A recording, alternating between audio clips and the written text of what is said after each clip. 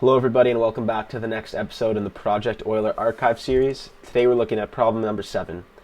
By listing the first 6 prime numbers, 2, 3, 5, 7, 11, and 13, we can see that the 6th prime is 13. What is the 10,001st prime number? So, the way I'm going to go about solving this problem is by just iterating through all of the numbers until we've seen 10,001 primes. So I'm going to have some variable to keep track of how many primes we've seen up to this point. So I'll call that cur. So like up to this point we've seen 0 primes, and that'll increment by 1 each time we've seen a prime.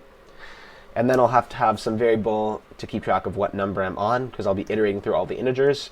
We'll start with I equals 2, because 2 is the first prime.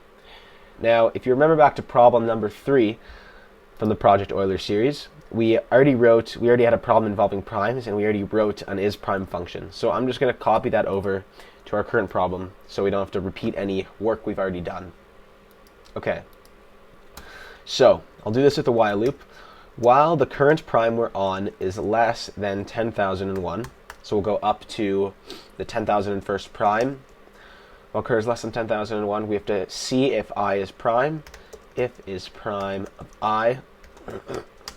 So if I is prime, that means we've seen a prime, so we can increment cur by 1. And then regardless of whether I is prime or not, we always have to increment I by 1 each time.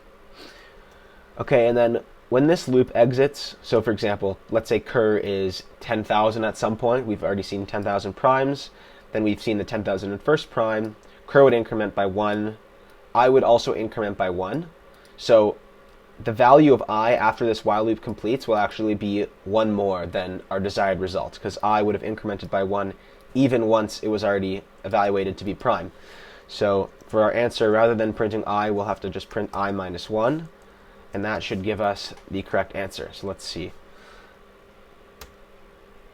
104,743, the answer here, 104,743. So I already solved this problem.